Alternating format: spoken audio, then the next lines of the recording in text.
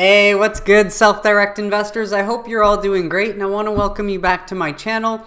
If you're new here, my name is Jordan. I'm the mind behind Make More Capital, and today we're coming at you with This Week in Cannabis news from January 3rd to the 9th. And so before we jump in, if you enjoy this video or you learned something, please just leave a like on it as it really helps out my channel. And then, of course, if you want to learn how to take advantage of this generational investment opportunity, subscribe below so that you don't miss any future videos, and then there's plenty of content for you to go back, rewatch, and educate yourself. I've tried to put all the news and facts in one place so that you can watch episodes over time to learn about the evolution of the industry, identify top companies that you keep seeing pop up, and take advantage whenever you feel ready. We're going to start with this interview that Boris Jordan held with Bloomberg. They're basically asking him on what is his latest take on what's happening in the industry and what we can expect going forward in 2022. So I'm just going to play this clip for a few minutes. Well, I'm curious how you think they're going to do that here, Boris. I mean, we are heading into an election season. We've seen a lot of polls out there that shows relatively broad-based support for broader adoption of marijuana, both medical and recreational.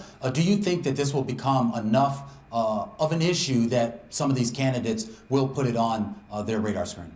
Yeah, I think it's a big issue. I think the real problem is a disagreement about what they want to pass, right? Schumer and the Democrats want to pass an all-sweeping law that also releases and creates an amnesty for everyone in jail associated with cannabis. And the Republicans want to be a little bit more careful and pass something that's more business-oriented in terms of approving cannabis use around the country. And so I think it's really a dialogue. I do think we're going to have that dialogue here at the end of the first quarter and going into the second quarter. And I can tell you that, if the Democrats don't push cannabis, they're going to suffer in the midterms even more so than I think they're going to suffer anyway, due to some of the issues that we're hearing in the markets. But I think that this is a very popular issue. They ran on cannabis. Kamala Harris, President Biden, many of senators and congressmen ran on the issue, and they haven't done anything about it. And so the pressure's building in the communities around the country. If you look at Twitter, if you look at any social media site, there's a huge amount of criticism towards the Democratic Party. And frankly, the Republican Party, which was a real, we didn't ever think the Republicans are starting now to issue, to publish their own laws and their own rules on this issue and trying to compete with the Democrats for holding the mantle. But nonetheless, nothing has happened. So that's the real issue. From your own fundamental story of your business, how are you thinking about this year coming off of some acquisitions, about the further integration, further growth of your business? So we could not be happier. We grew 96% from 96% on our revenue side from 2020 to 2021. We hit over 1.2 billion in revenues this year. We're going to have a very strong year next year. We did 3 acquisitions in the fourth quarter. They're all going to add to our growth in next year. We can't yet talk about what that growth is going to be. We'll say that at the end of the quarter as we talk about this year's results. We will give some guidance, but at the moment, I'm very, very excited. I think it's going to be another very strong year. And this is the interesting thing. The businesses in cannabis in the United States are getting stronger and stronger and better and more profitable, but yet our stock prices have suffered. And it's all because the federal government cannot move ahead with banking. And that's what the industry needs. That's what social justice applicants need. And that's what the minority communities need in order to raise money and to be able to bank these businesses these licenses are being given to these communities in order to build these companies. What does Europe look like in that respect, Boris? I mean, this is a play that you've made in terms of making your company that much more global. What do other jurisdictions look like briefly? Well, since we've spoken last, as a matter of fact, Germany has announced that they want to go adult use in 2023. We didn't expect that when we went into Europe. We thought that was further out. So it's actually moving in many ways faster than the US. With Germany now, you saw Malta passed adult use cannabis in the beginning of in December. Germany is now looking into it. Switzerland, Holland, there's a great medical program in the UK. We think that Europe may actually, the way they say if Germany goes, that's the way Europe's going to go. And so if Germany actually passes, and there's no reason to think they won't because all the parties seem to be for it, if they pass adult use cannabis in 2022 and launch the program in 23, I think it's going to be a game changer for Europe. I also think it will light a fire under, who's rear-ended the United States as well, because the U.S. government, with the largest cannabis program in the world, is way behind even Canada, Germany, and other countries around the world in terms of their move towards adult use. So it's hard to deny at this point that the pressure is consistently building, and that's why the lack of action in 2021 does set the stage for something to happen in 2022. And so this was shared by MJ Stock Trader. I think it was Wednesday night, there was a Twitter Spaces. I unfortunately missed it, but apparently Boris Jordan jumped in and joined into the community and gave some perspective and 2 cents. And so just a few gems from Boris Jordan in that Twitter Spaces. He highlights that Curaleaf stock price right now is below the IPO price from 2018 or 2019. I forget the year that they IPO'd, but revenue is 13 times higher now than when they IPO'd. And while some investors want to focus on the equity dilution or the added share count, which over time does mean that the Curaleaf asset is not the same asset than when they IPO'd, that happens as businesses grow over time, that should not take away from the fact that when they IPO'd, they were making 13 times less revenue or sales than they are now, yet the share price is worth less than when they IPO'd. So, I mean, you can be as nitpicky as you want to focus on technicals, but this still really highlights that not only Curaleaf, but other MSOs in this industry compared to other industries that are high growth, they're severely undervalued. He also thinks we're near a bottom, and so we'll just have to wait and see if that's true. But coming from Boris, someone with a lot more experience in markets and with a lot more money and success in investing than I do, let's hope he's right. He could raise $1 billion at 8% today, which just goes to show that the tier ones are very safe in building this moat and continuing to build it, while Schumer presents his bill in February or May, but fails in safe banking likely in April and May. And so Boris has been saying April Q1 of 2022 for a long time because it is in line with what Schumer insinuated on April 20th, 2021, that I hope by this time next year cannabis is decriminalized. So obviously the stage is set for Schumer to introduce something, and I think this is what cannabis investors would rather be invested for when this happens as opposed to trying to time the market. But so hearing that come from Boris does make us optimistic that we could see something in Q1, as he's been saying all along. Well, just to add, 3 tier 2s have called wanting to be acquired, might have said begged. Tier 1s are thriving and will eat at these depressed valuations, while the industry needs safe banking and 280E repealed, especially if we want to give opportunities to small mom and pop businesses and to minority entrepreneurs that want to even get started and get access to low-cost capital. Plus, lastly, SAFE comes after BBB and voting bills run their course, again, likely April and May. So again, this is just 2 cents from Boris, but he is a man with a lot of experience in investing in what we're trying to obviously benefit from doing, and so just wanted to share that because I think it is worth noting. Now onto this one from Marijuana Moment. States have collected more than $10 billion in adult use cannabis tax revenue, report finds. So we scroll down, the adult use legalization movement that started in Colorado and Washington state has greatly expanded in the years since, with 18 states having moved to end prohibition and mostly taxing and regulating cannabis sales. As part of December 2021, sales have translated into about $10.4 billion in tax revenue for states that are now using those dollars to fund various programs and initiatives. The report found, which was a report released by the Cannabis Policy Project on Thursday, and that doesn't even include tax revenue from separate medical cannabis programs that are in place in a majority of U.S. states. So we just love to highlight that, 7 years in, this really just shows that ending cannabis prohibition speaks for itself. And it speaks volumes. So that is why many states are starting to adopt medical, and while we'll see more medical change into adult use as well over time. Onto this one from jungle.java on Twitter. Thank you for sharing this. As Dan's shopping spree continued again today for the Advisor Shares MSOS ETF, here are the changes made for the holdings, or to the holdings, for January 7th, 2022, with the cash position falling a little bit to 65.87 versus 71.6. But when you consider the entire market environment, the fact that most of the general markets closed red and MSO managed to close green, it's really just the best ending to the week that we could have hoped for. And we will see tomorrow if this momentum carries on into this week, but especially if the markets are going down a little bit because people are moving money out of assets that might potentially lose some market share because interest rates are being raised, therefore their debt costs are going up, therefore some of their profit is going to take a hit. Investors with a lot of money are going to be looking for different places to be able to put that capital, and one place they can likely deploy it is into these very undervalued MSOs. So that would be the hope. We're just going to have to wait and see what Monday brings for us next week. On to this one from Jordan Blunts. Wanted to share this. Hello, Pennsylvania, tweeting and sharing MSOS and MSO gang. So just love to find this data when we can. Pennsylvania State Snapshot, looking at demographics, category share, reasons they consume, and BDSA's Pennsylvania market forecast. So just to highlight, this is data from BDSA. I didn't find it myself, but I'm just sharing it from someone else. So again, take this with a grain of salt, but top 5 Pennsylvania brands: number 1, Cresco Cannabis; number 2, Rhythm, which is Green Thumb Industries; number 3, Moxie Seed and Extracts. I don't know the company behind them. Number 4, Grassroots Cannabis, which is Curaleaf; and number 5, Terrapin Care Station. I don't know who they are. But so For any investors that own shares in Cresco Labs, Green Thumb Industries, and Curaleaf, you can be very happy to see that they are maintaining their market share in Pennsylvania, which is sort of in line with the data that we saw Doug Cass present last week. Good to see that it's consistent with other data that I've shown in the past. Well, this is from Todd Harrison from Wolfe Research on Cannabis. And so you can pause to read a little bit more about how the total addressable market can expand, the valuation, pricing, and commoditization, and how federal legalization is likely years away, but the status quo is a plus, especially for Tier 1 MSOs. But again, keep in mind this is just speculation from another investment firm, but just to highlight, the U.S. cannabis industry could potentially become one of the best long-term growth opportunities in decades.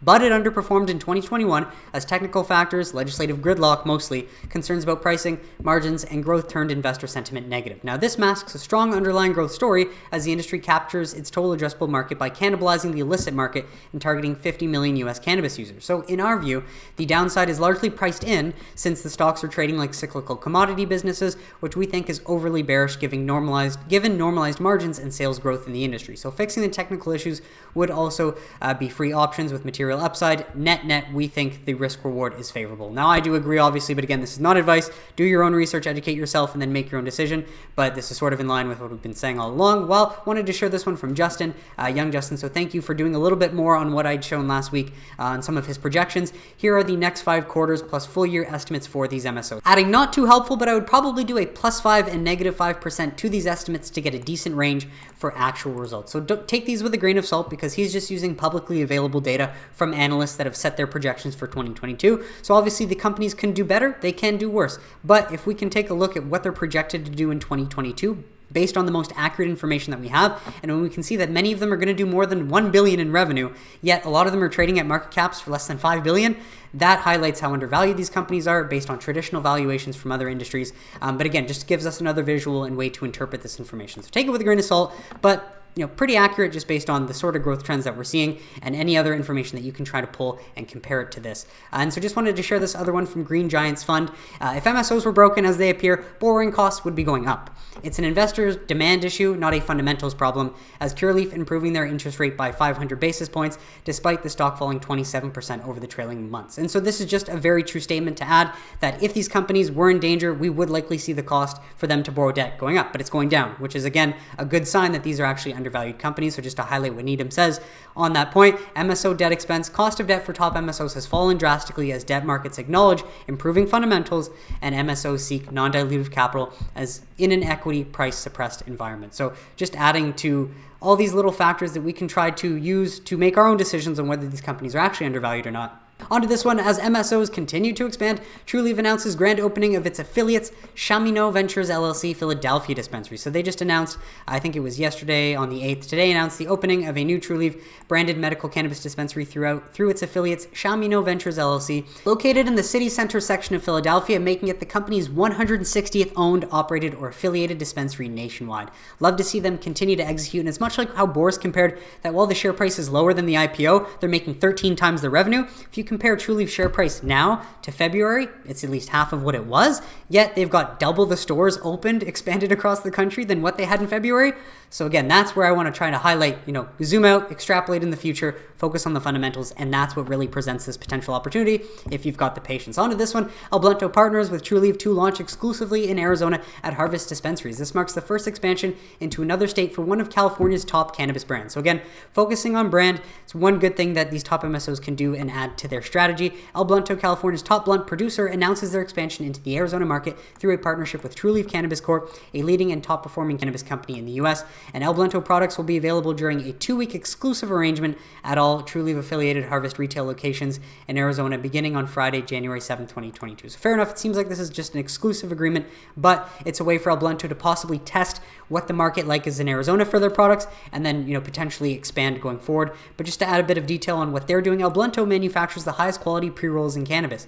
Their products are available in 400 plus dispensaries across California and now in all Trulieve locations across Arizona. Their signature product, the world's finest cannabis cigar, is a tobacco-free blunt that features 1.7 grams of top-shelf, high-testing cannabis. That is a blunt that must pack a punch. Full flower that is hand-broken, never ground, hand-rolled in an all-natural fiber wrap, cured for 72 hours, and finished with a glass filter. So it seems like a product that is in high demand in California. Very smart for both brands to bring this into Arizona and see where they can take it in a new market and test test that out. While Air Wellness provided an update on stock repurchase program. So under the program to date, the company has repurchased 580,000 subordinate voting shares for a total of over 11 million Canadian. But the company previously announced that its board had authorized the repurchase of up to 5% of outstanding shares, or 2.5 million of the company shares, the maximum amount allowed for CSE listed companies for a 12-month period. So they're about 20% of the way through. They might continue to buy, and I imagine that just increases the confidence in Air Wellness shareholders.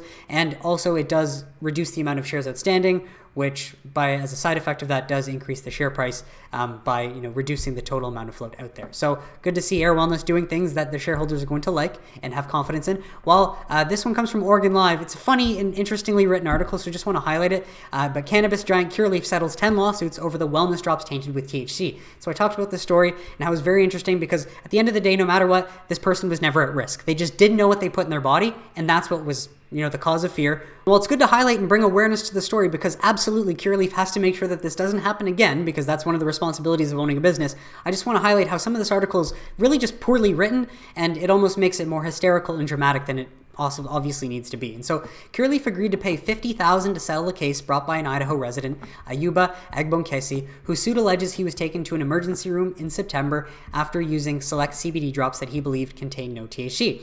Egbonkesi said he wanted terms of his deal to be public to raise awareness about the incident. And obviously, I think he just wants attention and for this to be known, but at the same time, he was never really in danger or at risk. It was important for me to make sure that the company, as well as other companies like this, become more accountable. And I imagine they will. Like when you find something out like this, when they made a mistake, they're going to do everything in their best interest to not make this mistake again, because they're just going to keep getting more trouble, and they don't want to do that either. So I want a safer community. We hear you, brother, and I'm sure they're trying to instill whatever they can to ensure that this doesn't happen again. That is my main reason for doing this in this way, said Egbonkesi, an Air Force veteran who served in Iraq. He said Curaleaf has not apologized to him. Now, again, I feel like Curaleaf, if they've settled on this, they must have said something or said sorry. But again, that's just my opinion. I might be naive, but I do feel like they would have done that if they've come to some sort of a settlement or agreement. Adding, I want them to be better and I want the industry to be better, Egbonkesi said. And no doubt, your bringing awareness is going to force Curaleaf and other MSOs to be better so this doesn't happen again. And he adds, I want a safer community. Well, the best way to make your community safer in Idaho, most likely based on the data that we've seen from states that have legalized, would actually be ending the adult use cannabis prohibition. But anyways, I digress. This is what I wanted to comment on, this ridiculousness that shouldn't even be in here. At least 4 other people reported going to the emergency room after unwittingly using the tainted drops. One newly filed case alleges an Oregon man died as a result of consuming the THC drops. What? Though his death occurred weeks after the incident, and he was infected with COVID-19 at the time of his death?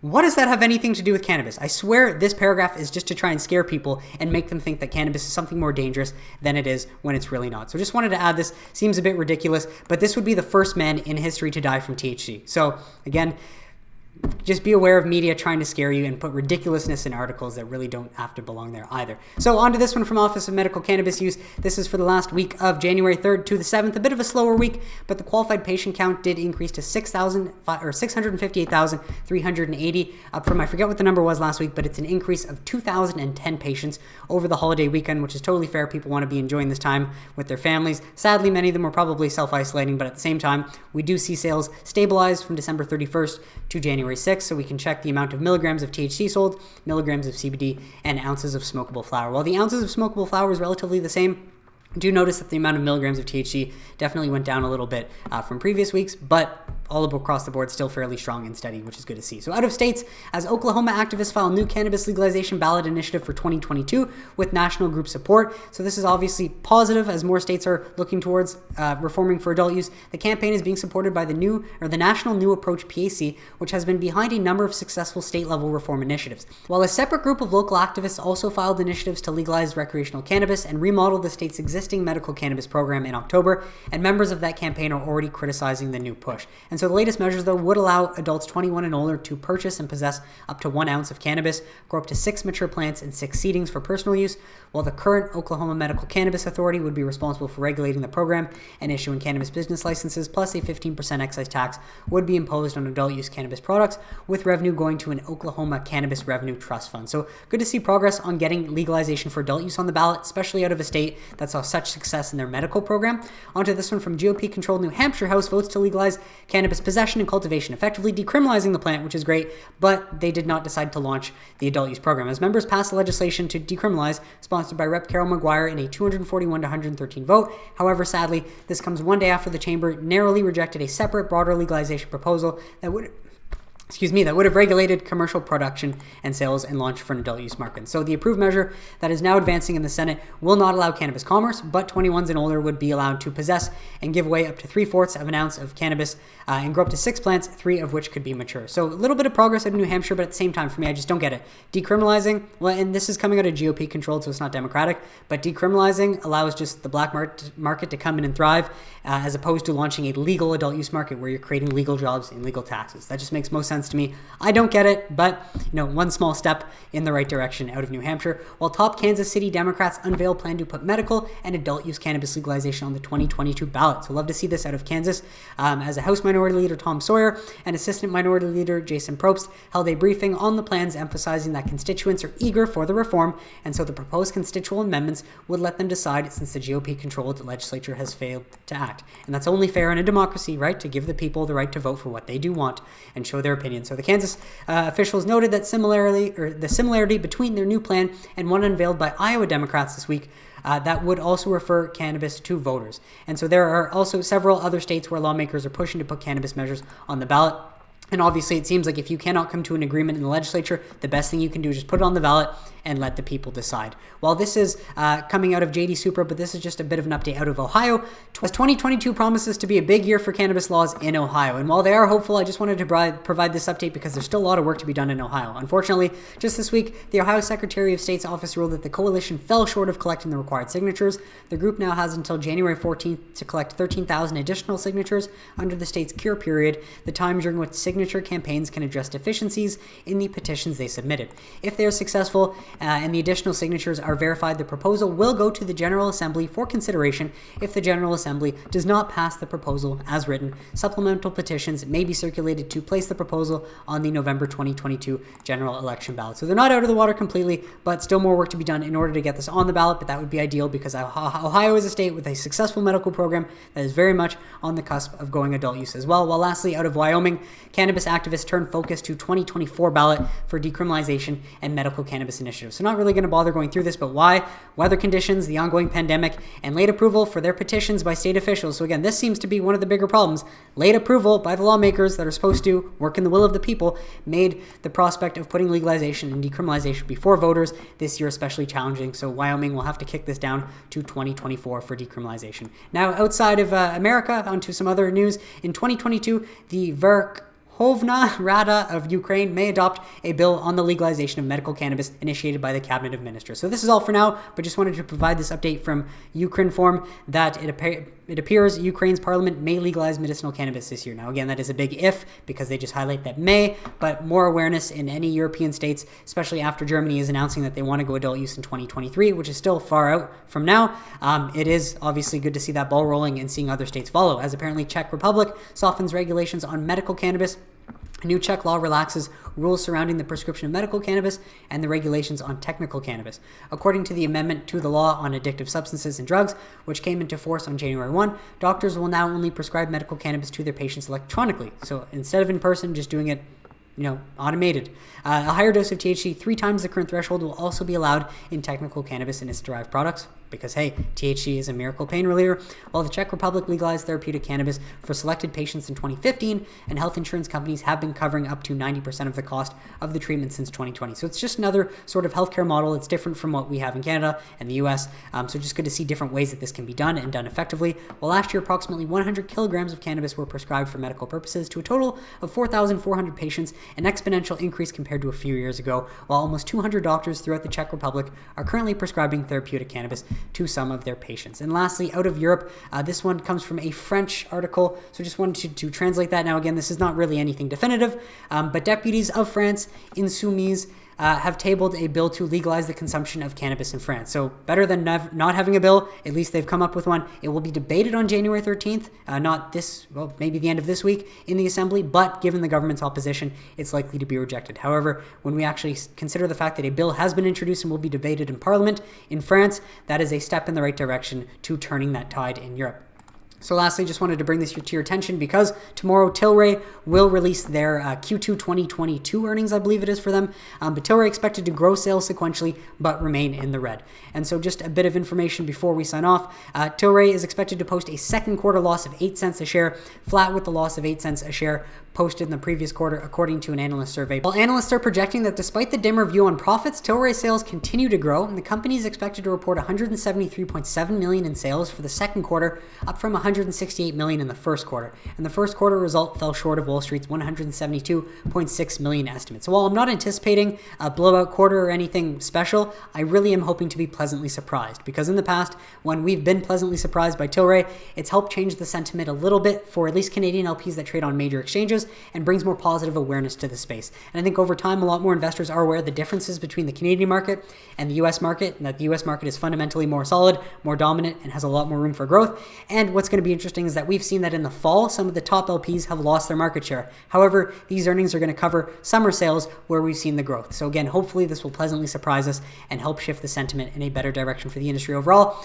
Lastly, just to share this from Weed Street 420, I've shared this many times from Stifel, I believe, but just wanted to share it again because here is your daily reminder that US MSOs are undervalued. And when you consider that they would have hit this peak in 2019, making, again, 1/4 of the revenue that they're making right now, and now they're literally trading at a 3x price to sales with Safe not in the NDA. I think all the downside is already priced in. But again, this is my opinion. Don't take it as advice. Use all this information and come up with your own decision. But I do think a lot of the downside is priced in. And so if you have conviction because you've educated yourself over time and developed enough of an understanding to understand where this industry is going, and you can be patient, I don't see any opportunities in the market that provide a better example of being able to buy low, hold, wait, and at some point in the future be able to sell high. But that is just what I think. What do you think? Let me know in the comments. And that is it for today's episode, folks. So I want to thank you so much for tuning in, and I really hope you got some value out of it. What did you think of the stories mentioned today? Let me know in the comments if you have any questions or suggestions, and I'd be happy to address them. But besides that, if you enjoyed this video or you learned something, please just leave a like on it. Subscribe below if you don't want to miss any future videos, and I will catch you on Wednesday for a midweek update. Have a great weekend, everybody.